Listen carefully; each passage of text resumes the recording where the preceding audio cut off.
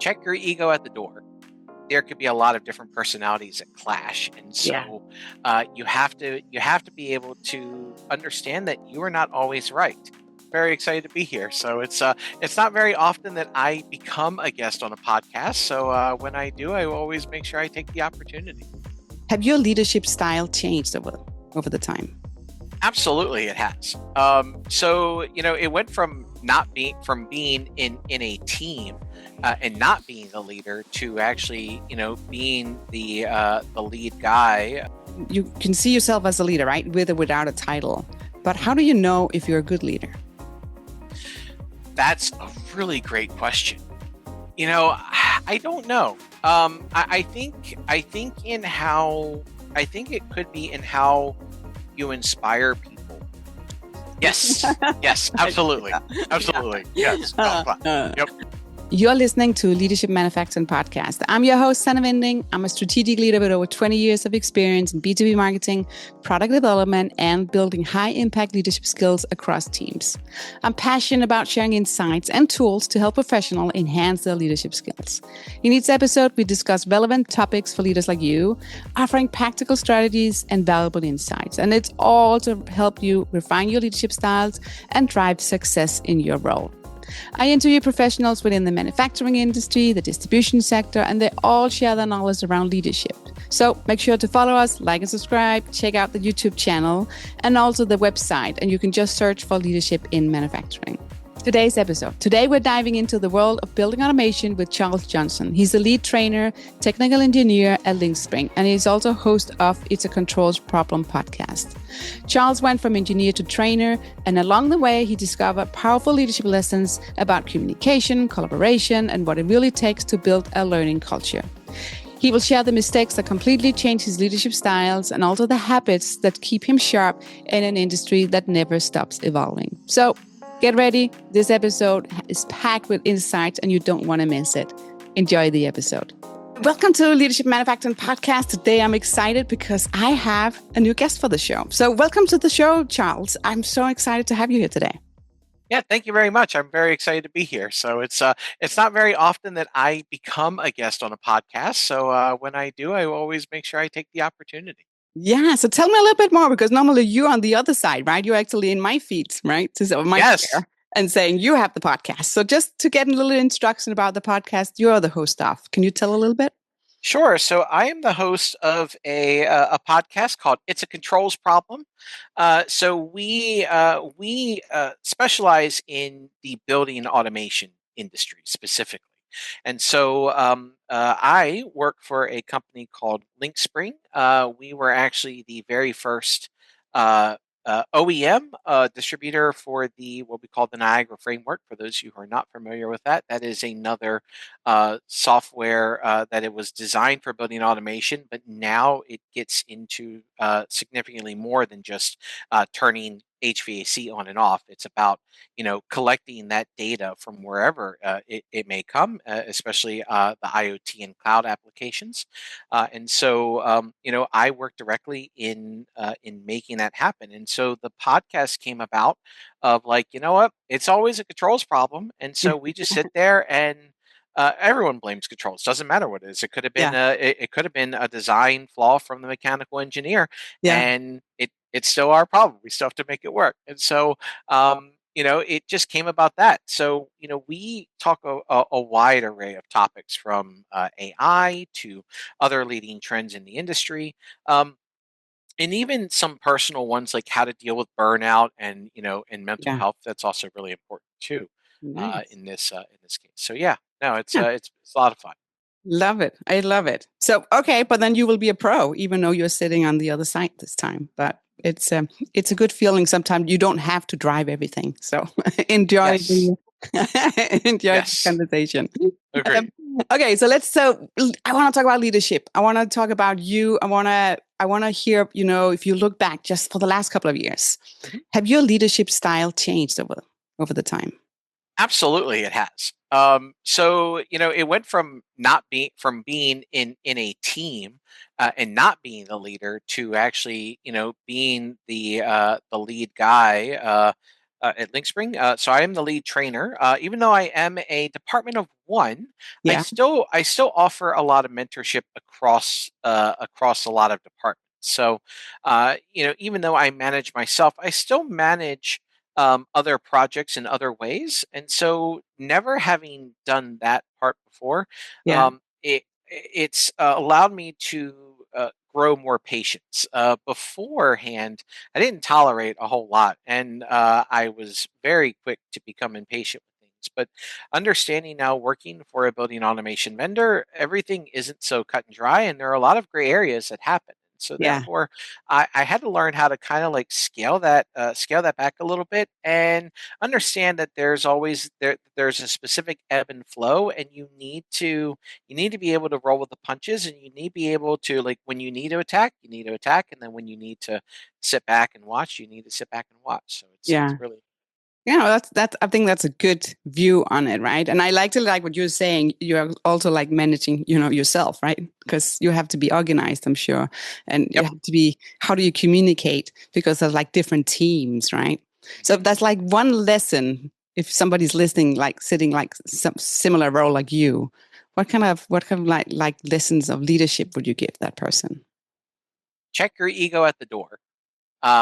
100%. When you come into a dynamic that isn't just always about you, and it's about the collective of bringing a product to the forefront of technology, you have to make sure that you stay humble. And at times, you know, there could be a lot of different personalities that clash, and Yeah, so you have to be able to understand that you are not always right, and that just because you have a different perspective than someone else doesn't mean that that perspective is wrong. We could be coming about it in two different things, and then come up with a resolution that satisfies every party, and yeah, not just one person. yeah. Yeah, it's so right. It's so right. But it's also okay to voice, right? And saying, hey, this is my opinion or this is how I view at it. And then saying, and, right? How can we take it to the next step? But listening to everyone. So it's the listening and the communication is they're like big pieces in this big puzzle.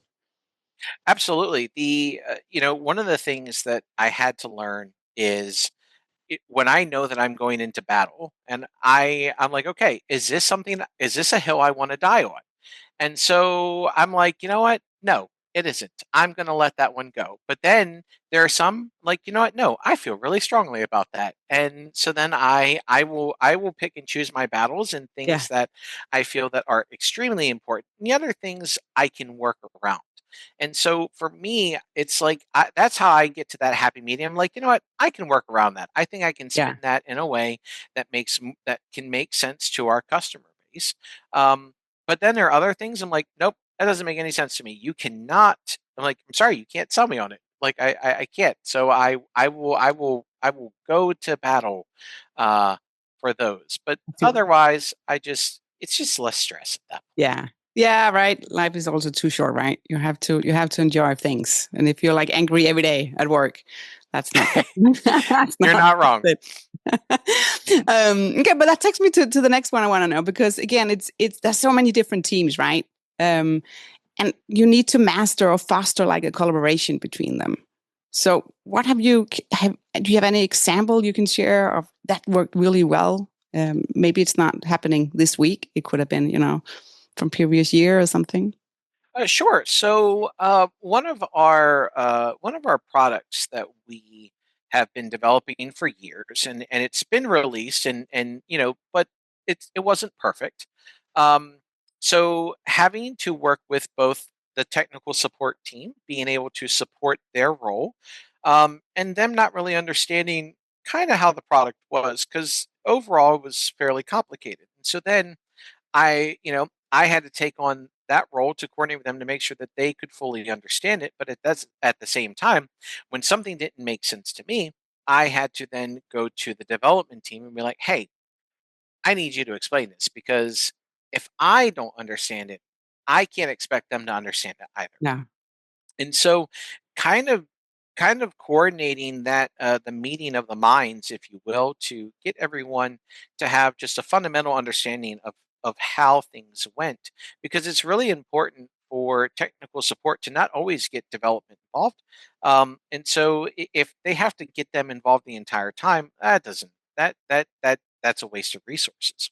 Yeah. And so for there, it's a matter of finding like, okay, cool. Here's XYZ, here's some documentation that we can create. And so now now they have this, I wouldn't say a script per se, but a flow chart that takes them into multiple scenarios, and they Yeah. can actually navigate that product better. Nice. So, and it's all back to that communication piece, right? Making sure that you understand it and you can communicate it and then get everybody on board on it. So, Communication is pivotal. yeah. And regardless of where it is, right? Yeah. It doesn't matter whether it's work, it's in personal relationships. Yeah. It's how, marriages, and other relationships keep that solid foundation. It has to be built on good communication. And when Yeah. people can't communicate effectively, it creates issues all around. Yeah, it does. But what about habits? Because I think also to be a good leader, you need to have certain habits every day or to have some structure. Is there anything that helps you stay current?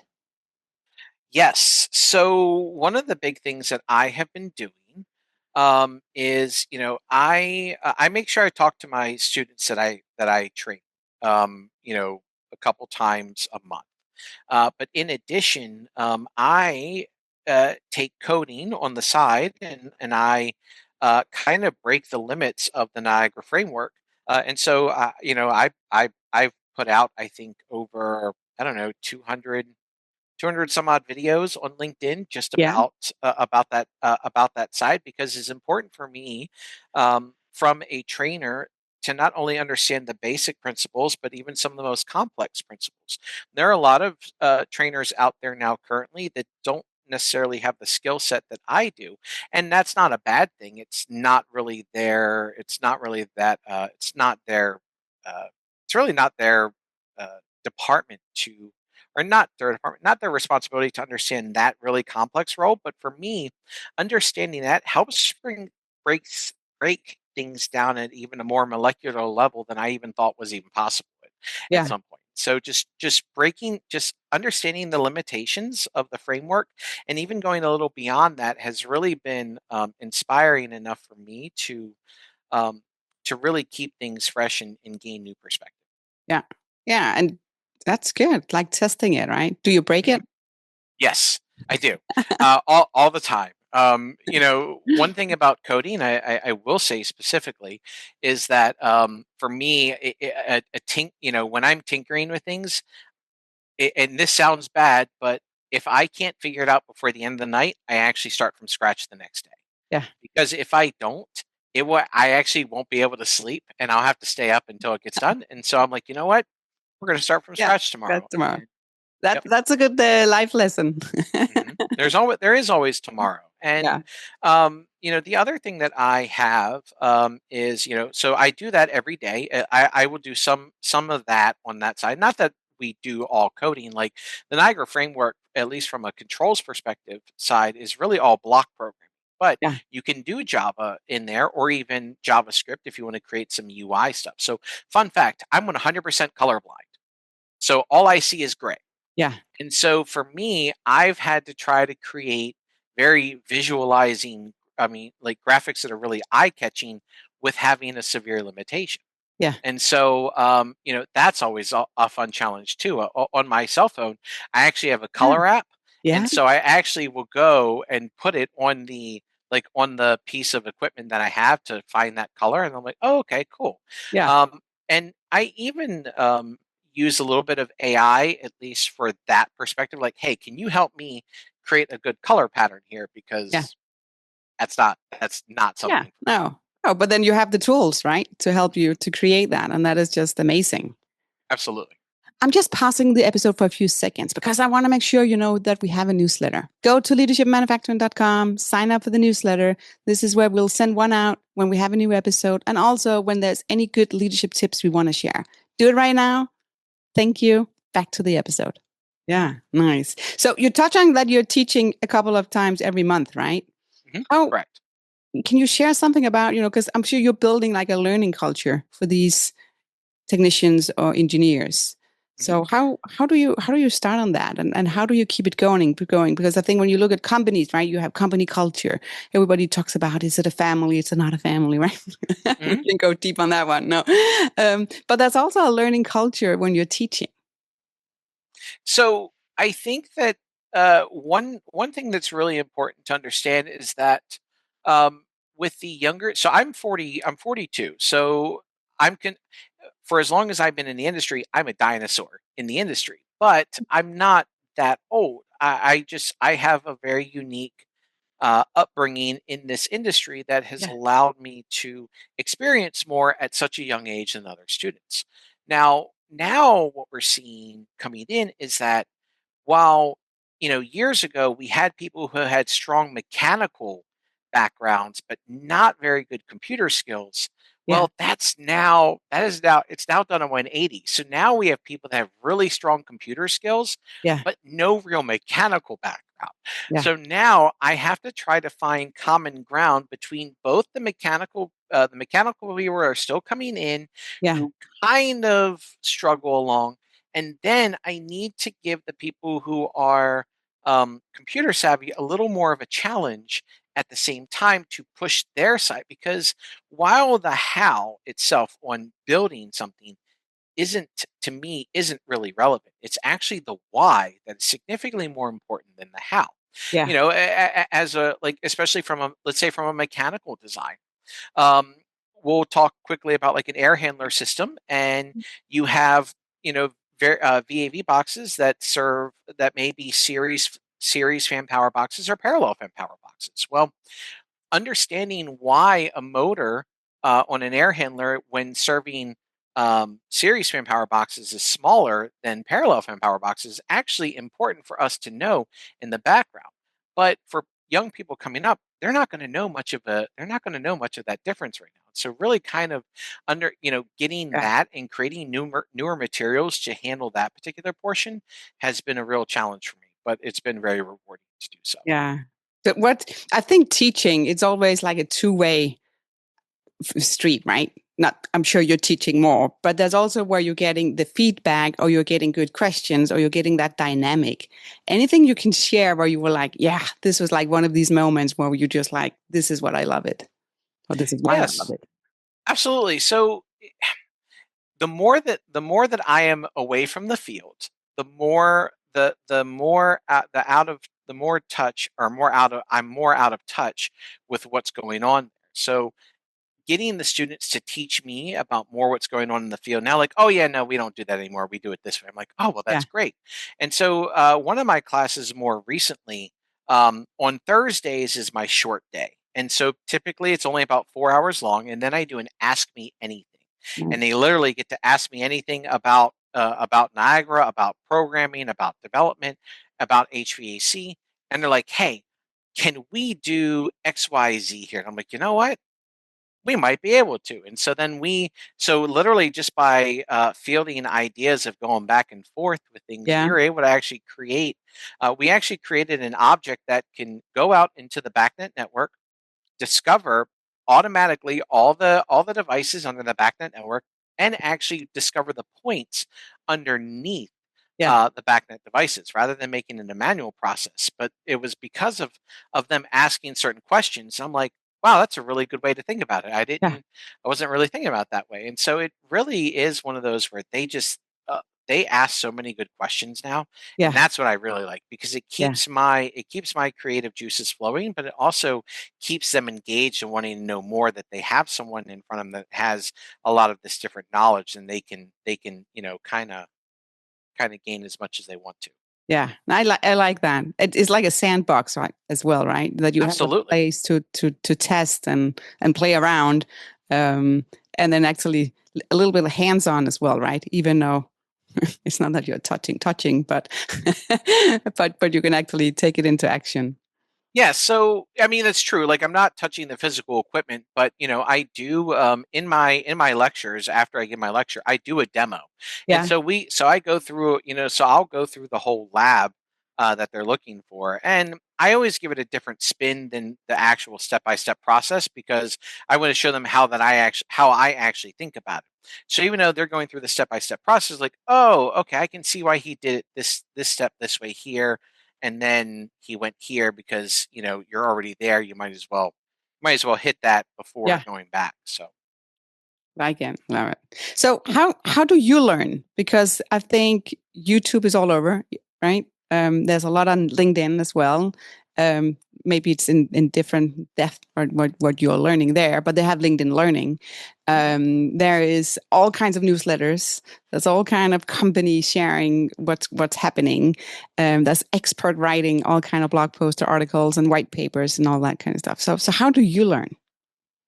well, I hate reading, especially because uh, you know used to reading for so long, it's just tiresome on my eyes now.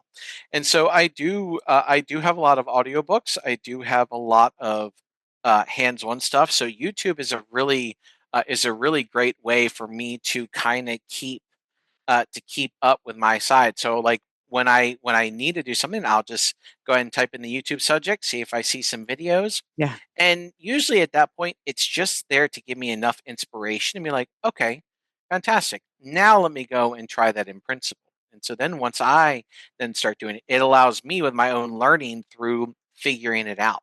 yeah, Um, in the controls industry specifically, it has always been a trial by fire process. So, there are some schools like Smart Buildings Academy, they have their own stuff now, but back in my day, no. Way back in the day, they didn't have that. You were just like it's like when you learned how to swim. yeah. Most of them, you were just thrown in the water, and you either swam or you didn't, and that was that kind of thing. You So survived the swim lesson. No. yes, so being able to, kind of figure that stuff out has just been that's really the way I learn is making through trial by fire and making Yeah, mistakes. Um, we're working with Schneider. Um, on with Schneider Electric on some things, and so they sent me some product to test, and so yesterday I was like, all right, well I'm going to try to get it. I can't get this to work. Okay, well let me look at the documentation. yeah, I'm like, well that's not helpful, and then I'm like, well let me go to Reddit, and then I ask a question, and I'm like, well that's even more unhelpful than what I had before.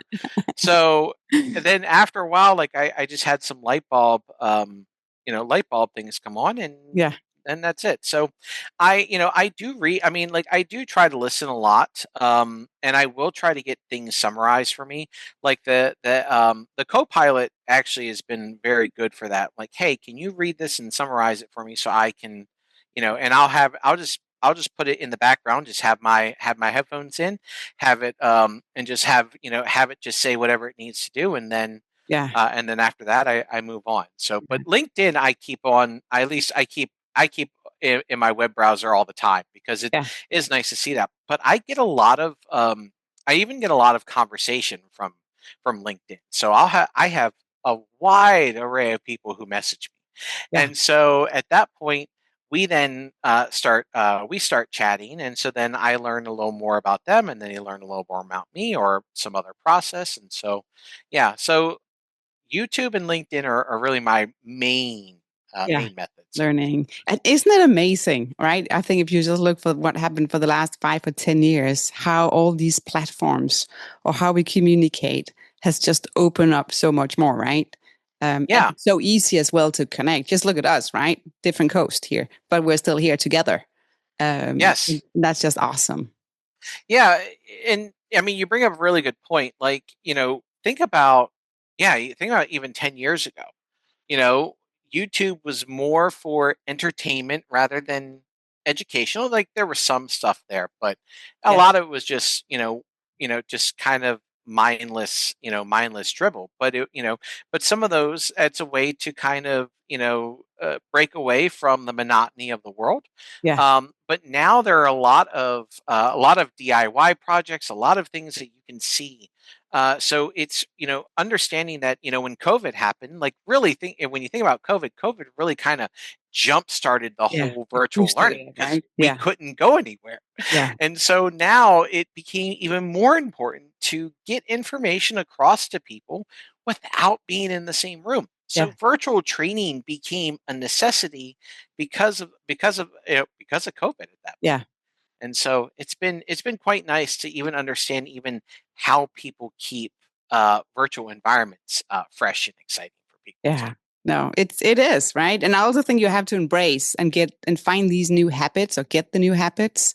And then don't stay on that plateau, right? You need to Yep. evolve. And that what you're just saying with the AI as well, embrace it and find a way that it can help being more, I don't know if it's an intern, you can call it, right? Or make that Hmm. summary to make more efficient, but make that as a partner, just like a calculator. That's how I Yes. see it.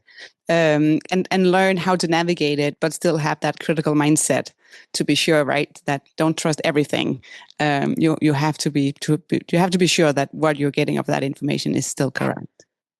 That is the most accurate statement that I can uh, absolutely about AI. One of my biggest concerns about AI is that people will use it as a crutch rather than a tool, right? So Yeah, it's like think of a carpenter, and a carpenter is taught to use a handsaw and hand tools to build everything first. But okay, you've learned that now, but now you have these power tools that help you build things faster.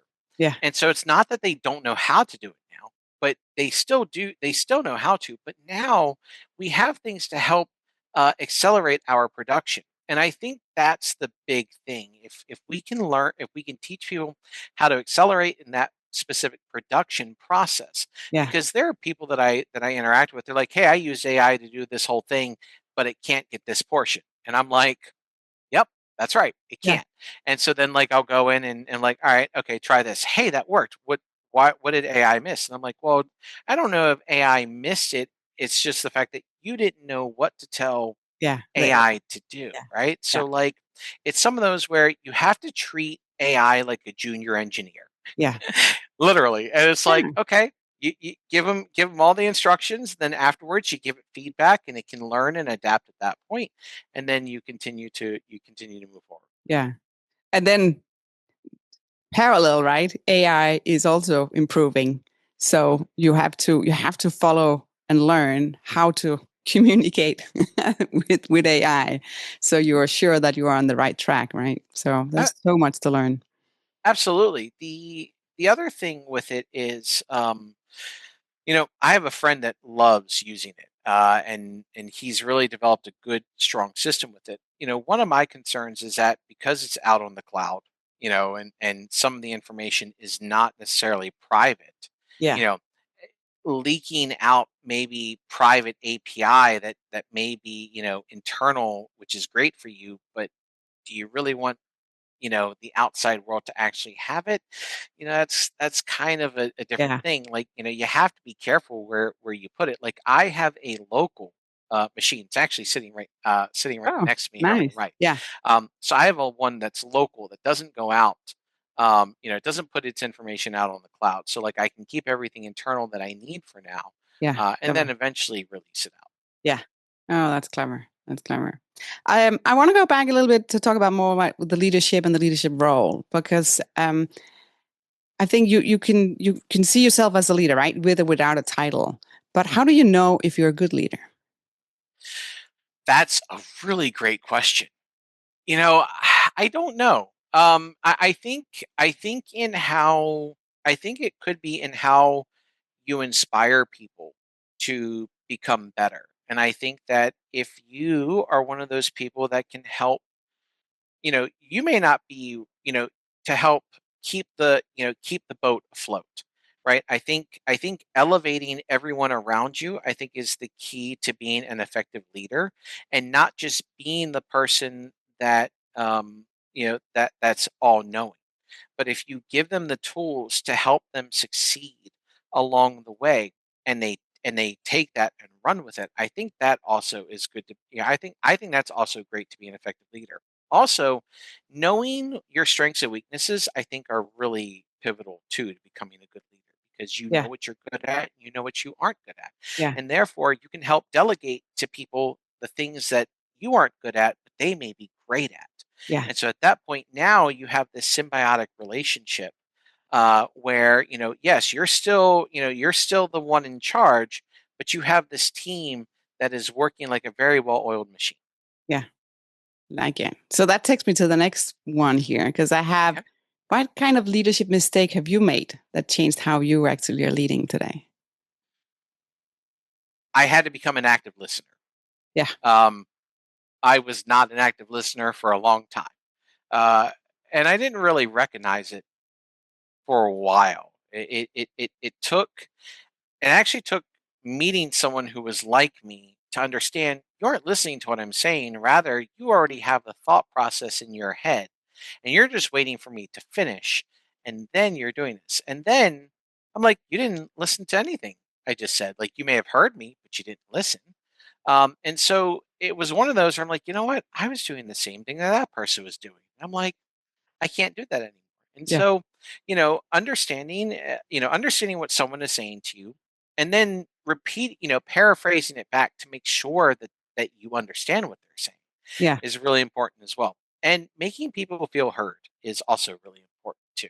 Especially nowadays. Everyone wants their own platform. They Yeah. want to know that they matter in some way, shape, or form. And Yeah. showing people that you can be that active listener that they need, I Yeah. think goes a long way. I like that. I really like that. It's funny because I have to take myself sometime as well, just saying, just listen. You don't have to say something now, just because the idea is there and you want to get it out. But sometimes it's good with the dynamic. It's not on everything, but it is so good to actually to take that pause, right? It's okay not to say anything for a few seconds and then have your feedback or your comment or your direction or whatever it is. Yep. Being able to process that is important. Um, especially when I talk to other people who have different ideas than I do, I need to make sure that their ideas are heard and that they are valid, whether or not I agree with them. And regardless of that, it's like, well, I don't agree with it, but it still works. It still Yeah. does. Ultimately, it's just not the way I would do it. Yeah. But as long to me, as long as the end result still gives you the same way, then it doesn't matter how you got how you got there. Yeah. Just the fact that you got there is the important part. That's the important, yeah. So, but how do you then recognize or reward like behaviors that drive to this outcome? Because again, right, I'm sure you've sit there at some meetings where you're like, oh my gosh, this is not going to end well. And other places you're like, yeah, right, this is it. But you need to recognize or say something good in that moment. That's what I see or mean. But how do you see it? I do love to give positive affirmation. And when something has gone really well, I'll say, hey, you know what? That was a really great approach, that you took. Or, hey, we may not have had a very good, rapport beforehand, but this conversation that happened today, I think, was a really turning point into, making more a positive role. Actually, it just happened where the lead developer and I, we butted heads quite a bit. Mm. But we now have come to such a better understanding of one another that now our dynamic went from just battling out with one another Yeah. to literally just volleying ideas off of one another and really, I mean, the communication that he and I has done a complete Yeah. 180. And so like I just, I said, I'm like, hey, I've really appreciated feeling like I've been listened to, and Yeah. whether or not you take my idea, it doesn't really matter anymore. The fact is you're hearing what I'm saying now and you're processing it and you're weighing it against, the current, flow of production, and you at least are now listening more than what I thought you were before. So anytime something like that happens, I always try to give a kudos. And even Yeah. with students, Yeah. like when they are struggling at first, I think it's really important to give things that are super encouraging. I'm like, hey, I know this is a tough concept right now, but you guys are really pushing through, and I just want to say that your efforts today have been absolutely great. So like I Yeah. always make sure that they Yeah. understand, like, hey, you are doing a good job. Even Yeah. if it's struggling, you're still doing a good one Oh, regardless. I love that. It's so important, right? Because I think if somebody's saying something nice to me, um, you get happy, right? And Mhm. you're like, yeah. And then you're like, I can come back tomorrow. I'll fix it again. Or attack Yeah, new problem. Or I will, it just gives you so much more. I always call it like a vitamin pill. It gives me a boost when somebody says something nice. that's a very good way to look at it, right? Like it's always about attracting more flies with honey than vinegar, right? Yeah. So yeah, I think it is. Understanding that a person may be struggling because they're just having a bad day. Yeah. Maybe something has gone on personally that's affecting their professional, because that does happen where your Yeah. personal mixes with professional, and it can affect your performance from time to time. And so, you know, when you see that happening, it's like, okay, well, take a step back, try to figure out, why some things are happening, and maybe you do need to give them a gentle nudge. You Yeah. don't always have to be abrasive and matter of fact. You have to treat things with kid gloves from time to time. And so, understanding that if you made their day just a little bit better there, Yeah. because you know what, after a while, before years ago, I didn't care what anyone thought. It's like, you know what, no, I don't care. I'm just going to say it, and if you're mad about it, you're mad about it. But the more that I've grown from it, I understand. You're like, you know what, maybe if I'm struggling with something, I would like to hear something positive to Yeah. get me, Yeah. to lift me up for the next Yeah. time. It's, I'm teaching myself as well. If I'm talking to customer service, right? It's something personal, right? Where I need some help.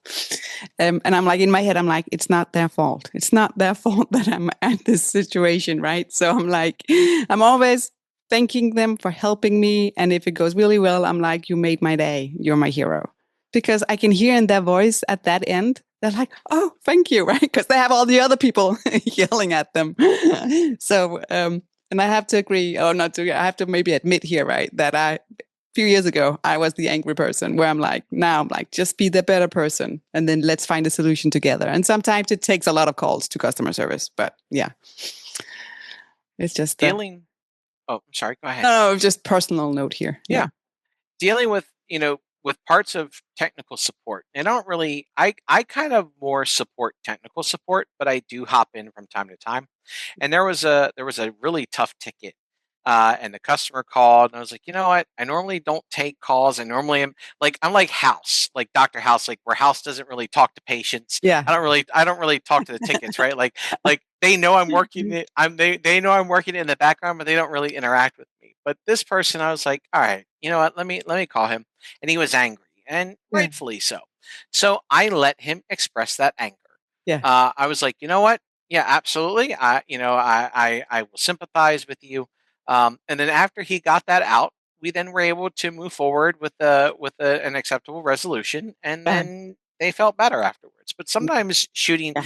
like we intentionally, I mean, we at times shoot the messenger, and obviously they're the ones that didn't do it. They're like, hey, I'm just here to help. I'm Yeah. sorry. Yeah. Um, but they're already dealing with the hostile environment, or they may not even know what territory they're walking into immediately. They're just No. there to help the situation. Yeah. Yeah. But it's, yeah. So kudos to everybody in customer service or technical support. Yes, yes, absolutely, Yeah. absolutely, yes. Golf clap. Yep. Okay, last question, and I think I know what you're going to answer, but I still want to ask you, right? So if you look back 10 years ago, what kind of advice would you give yourself? Give more grace to people than you think that they should have gotten originally. Um, there was a time. It happened 13 years ago. Actually, even longer than that, but it really 13 years ago where it really hit. Um, my industry, even though being vast, can be a very small world. And there was a interaction I had with someone that I I was not really in a good place mentally, and so I did not treat people very well. But I was intending to just make this guy look. I just wanted to make him look like a fool in front of this customer, and I did. Come to find out, he then ended up buying the company I worked for at the time. And when I found that out, I was like, I'm gone. I already know. I already know this is going to happen. Karma has come back around, and surely enough, about a month after he took over the company, we had a meeting, and I was let go. I'm like, yeah, I knew that was coming. And so really, just being gentler more than I should, more than I had thought. Like even I've thought like, yeah, I don't think he deserved that. No, he really didn't deserve that. I wish I would have given myself, or I wish I would have told myself, if I could tell myself, give people more grace than you did before. But Yeah. I learned, I know that now, but back then I didn't. Yeah. We learn every day. It's okay. Absolutely. Right. So, yeah. Thank you so much, Charles, for sharing everything. I learned so much about you, but also about learning and teaching and leadership. So, thank you so much for sharing to everybody who's listening in today.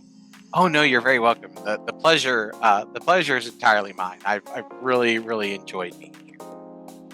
Thanks again for listening to this episode. I appreciate so much that you're here. And we are doing so awesome on YouTube. We have over 150,000 views. So be sure to follow us on YouTube, on the YouTube channel called Leadership Manufacturing. And of course, you should sign up for the newsletters as well, right? Because you want to stay in the loop when we have a new episode that comes out or when we actually are sharing some leadership tips. So again, go to leadershipmanufacturing.com, sign up today. And thank you so much for staying and listening to everything, the full episode. And remember, stay curious, keep learning. See you next time.